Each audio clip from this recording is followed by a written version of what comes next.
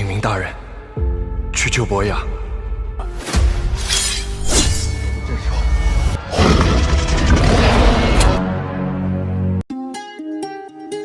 Halo Sobat Dorayaki, apa kabar nih kalian semua? Semoga dalam keadaan baik ya. Kali ini Dorayaki mau kasih kalian sebuah alur film yang berjudul The Yin Yang Master, Dream of Eternity. Film ini dirilis pada bulan Desember 2020. Secara garis besar, film ini menceritakan tentang sebuah legenda ular raksasa yang bisa memberikan keabadian bagi manusia. Namun munculnya ular ini malah membawa bencana. Ia bisa mengambil banyak nyawa hanya dalam sekejap. Apakah para master bisa menghentikan ular tersebut? Nah, sudah pada penasaran? Sebelumnya Dorayaki mau wanti-wanti kalau di dalam video ini akan ada full spoiler dari filmnya. Namun sebelum itu, jangan lupa untuk like, comment, subscribe channel ini dan nyalakan tombol loncengnya. Jangan lupa juga untuk nonton videonya sampai selesai karena di akhir video Dorayaki selalu kasih pesan-pesan yang bisa kita ambil dari filmnya.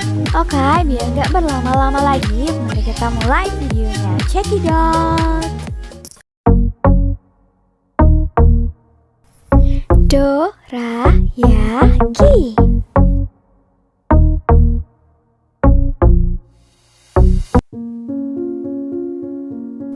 Pada scene awal diperlihatkan bahwa seorang guru sedang melatih muridnya yang bernama Qin Ming untuk menciptakan keseimbangan yang disebut dengan Yin dan Yang agar dapat tercipta kekuatan teleportasi. Waktu berlalu hingga Qin beranjak dewasa. Qin mulai terbiasa menguasai Yin Yang, namun tiba-tiba di saat latihan seekor ular besar muncul dari balik dinding es. Sang guru langsung mengirim Qin teleportasi ke tempat lain demi keamanannya. Setelah itu, sang guru memanggil roh pelindungnya untuk melawan si ular. Pertarungan sengit terjadi. Sang ular mengeluarkan senjatanya, yaitu peluru-peluru yang ada di lidah sang ular. Namun sayang, sang guru terkena peluru tersebut yang ternyata beracun. Hingga akhirnya, karena sebuah kesetiaan, salah satu roh pelindungnya mengorbankan diri masuk ke dalam mulut ular, lalu meledakkan si ular. Selanjutnya, kita akan beralih ke scene setelah kejadian terjadi, di mana sang guru telah terluka parah akibat dari racun ular. Qin lalu bertanya apakah tidak ada obatnya. Lalu sang guru menjelaskan bahwa ular jahat ini adalah makhluk tertua yang sudah ada saat terbentuknya bumi. Tidak ada obat untuk racun ular ini. Makhluk ini hidup dengan memakan obsesi dan keserakahan dari manusia. Ular ini tidak akan pernah padam semasa manusia memiliki obsesi dan keserakahan. Dan ternyata yang mereka lawan sebelumnya hanyalah bayangan dari si ular. Ular yang sebenarnya hidup di dalam sebuah tubuh manusia di kota kekaisaran. 300 tahun yang lalu, 4 master dari tiap penjuru menyegel ular ini dengan menggunakan kekuatan dari 4 patung. Dan ini adalah giliran Qin untuk meneruskan tradisi tersebut menggantikan gurunya. Namun Qin seketika menangis karena tahu bahwa gurunya akan segera pergi. Namun sebelum itu, sang guru berpesan bahwa setiap orang pasti akan mengalami bahagia, sedih, cinta, dan kematian. Sang guru juga berkata kalau Qin akan membuat namanya diingat oleh semua orang sebagai sebuah legenda, karena ia adalah seorang Master Yin Yang. Selanjutnya, kita akan beralih ke scene di kota kekaisaran, di mana 4 master dari segala penjuru akan berkumpul untuk melakukan ritual menyembah langit sebagai pencegahan kebangkitan si ular. Di tengah riuhnya kota, tiba-tiba seorang laki-laki bernama Boya, dia adalah salah satu dari 4 master, menembakkan panah ke arah seorang siluman. Namun Qin mencegahnya. Master Boya terlihat kesal karena Qin melepaskan sang siluman, hingga akhirnya mereka pun berkelahi.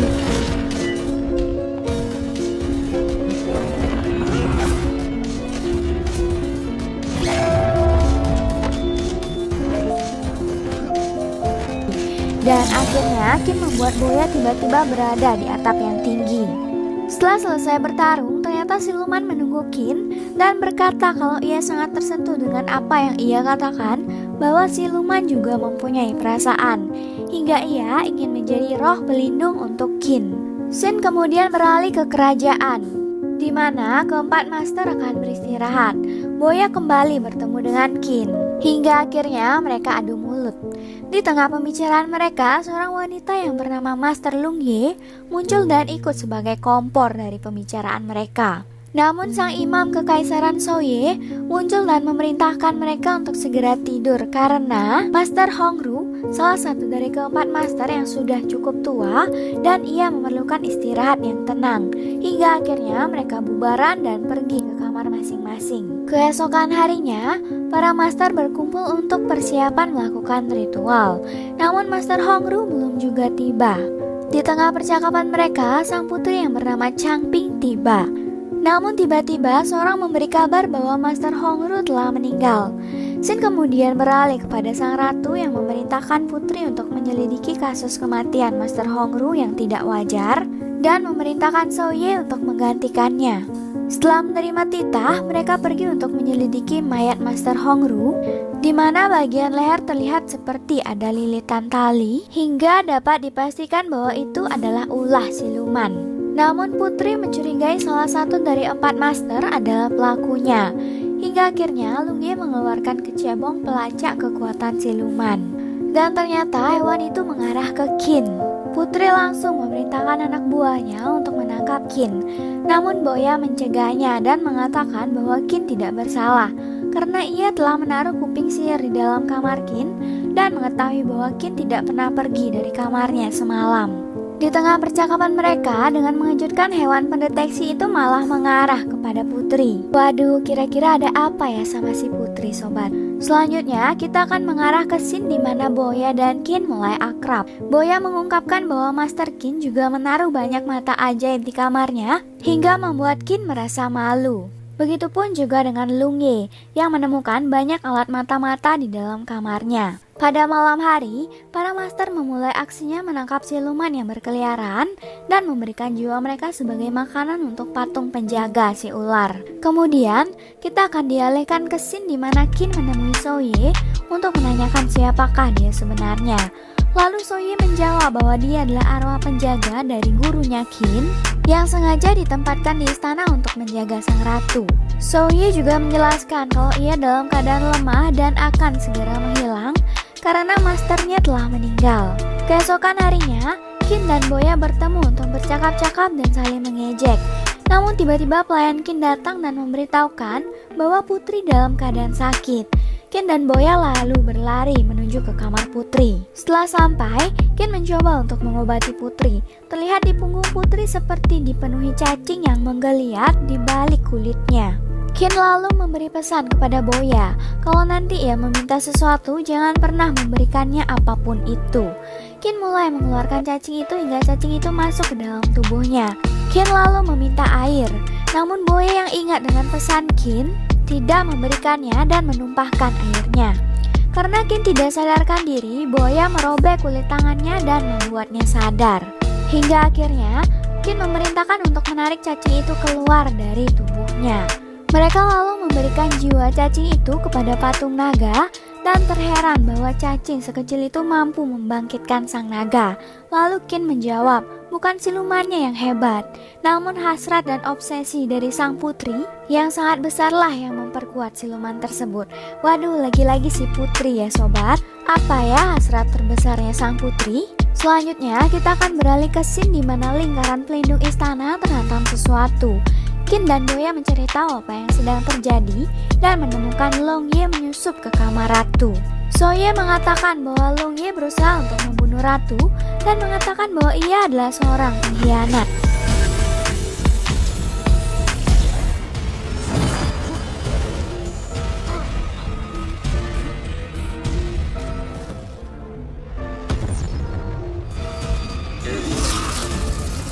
Hingga akhirnya, tiba-tiba sebuah rambut melayang menjerat leher Lung Ye hingga ia meninggal. Kita akan berlanjut ke scene berikutnya. Ternyata pemilik siluman rambut itu adalah Soye. Putri tahu kenyataan itu dan merasa marah karena Soye telah membunuh 2 master yang tidak bersalah agar bisa membangkitkan ular bencana demi keuntungannya. Namun di sini ada yang aneh, sang putri malah mendukungnya. Di sisi lain, Boya dan Qin berdebat mengenai orang yang mereka curigai. Qin curiga dengan putri karena perkataan Lung Ye sebelum meninggal yang mengatakan bahwa ratu ingin dibunuh oleh putri. Namun Boya curiga kepada Soye. Hingga akhirnya mereka memutuskan untuk pergi menyelidiki keduanya. Sebelum mereka pergi untuk menyelidiki, mereka berkata bahwa mereka harus sama-sama berhati-hati karena sudah dipastikan antara Putri dan Soye adalah pelakunya. Di saat Qin menemui Putri, ia bercerita bahwa ia akan membunuh ular tersebut dengan pedang yang dibuat oleh gurunya. Pedang itu bernama Fang Yue. Namun tiba-tiba, Putri malah meneteskan air matanya setelah mendengar nama pedang tersebut. Sedangkan Boya yang menemui Soye mengetahui bahwa ia adalah penjahat yang sebenarnya yang ingin membangkitkan si ular bencana. Scene kembali lagi ke Qin, di mana secara tiba-tiba siluman rambut datang dan menjerat leher sang putri. Qin mengejar siluman rambut hingga akhirnya ia menunjukkan wujud aslinya. Siluman ini berkata kalau akhirnya ia dapat membunuh sang putri setelah menunggu selama 60 tahun untuk membalaskan dendamnya. Qin lalu berpikir dan mengetahui kalau ternyata tubuh sang putri abadi dan ia telah hidup selama bertahun-tahun lamanya. Qin langsung berlari mencari Boya dan menemukan Boya telah tergeletak di lantai, di mana Boya seperti dihipnotis masuk ke dunia lain, di mana ia hampir terbunuh oleh Soye. Untungnya Boya terbangun tepat pada waktunya berkat Qin. Scene kemudian beralih di mana ada sebuah meja seperti altar di depan Putri dan Soye. Lalu Qin dan Boya datang. Qin mengungkapkan semua yang ia tahu, kalau Master Hongru sengaja dibunuh karena ia adalah satu-satunya orang yang tahu bagaimana ritual akan berlangsung. Dan Lung Ye terbunuh karena ia tahu bahwa sebenarnya ratu sudah meninggal dan selama ini mereka hanya menggunakan patung sebagai sosok ratu, di mana Soye yang mengendalikannya, begitu juga dengan siluman rambut. Lalu Putri berkata jujur bahwa memang benar ia adalah seorang yang tidak bisa mati dan ternyata tubuh ular bencana ada di dalam dirinya. Namun ia selalu berusaha untuk tetap menyegel ular tersebut di dalam tubuhnya dengan memakan daging duyung. Namun ia juga berkata kalau ia adalah makhluk abadi. Ia lelah dan sedih melihat orang-orang yang dicintainya menua dan meninggal, termasuk salah satunya adalah guru Qin. Lalu Qin bertanya, kenapa ia harus melepas ular padahal ia sudah menjadi makhluk abadi. Dan ternyata sobat, si Putri juga ingin menjadikan Soye abadi dengan ular tersebut karena ia tidak ingin kehilangan orang yang disayanginya lagi. Tiba-tiba Putri kesakitan. Qin dan Boya berlari untuk menggapainya. Namun Soye malah mengirim mereka ke sebuah ruang sempit yang segera akan dipenuhi pasir. Qin yang bisa teleportasi pergi dengan mudahnya. Namun Boya tidak dapat melakukan apa-apa hingga akhirnya ia hampir tenggelam di dalam pasir. Namun Qin berhasil menyelamatkannya. Sementara Putri yang kesakitan tidur di atas altar. Ia mengeluarkan banyak darah dan akhirnya sang ular lahir dari dirinya. Ular itu kemudian masuk ke dalam tubuh Soye. Namun ternyata energi ular tersebut tidak cukup kuat untuk membuat Soye abadi, hingga ia mengendalikan ular tersebut untuk menghisap lebih banyak hasrat dari manusia dan membuat ular itu semakin tumbuh besar. Para patung penjaga mulai bangkit untuk menyegel ular tersebut. Namun salah satunya tidak bangkit karena ular Soye yang tidak memberi bahkan jiwa siluman kepadanya, hingga segel pun tidak sempurna. Sang putri yang berada di atas ular bersama Soye merasa sedih akan apa yang ia lakukan. Karena demi kebahagiaan mereka malah mengorbankan banyak nyawa. Lalu tiba-tiba ia menjatuhkan dirinya beserta Soye ke tanah. Namun si ular mencegahnya dan memasukkan mereka ke dalam mulutnya.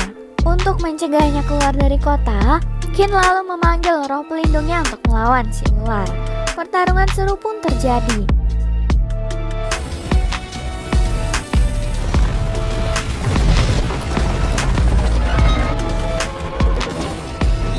Hingga tiba-tiba Soye muncul dari dalam tubuh ular dan mengalahkan mereka semua.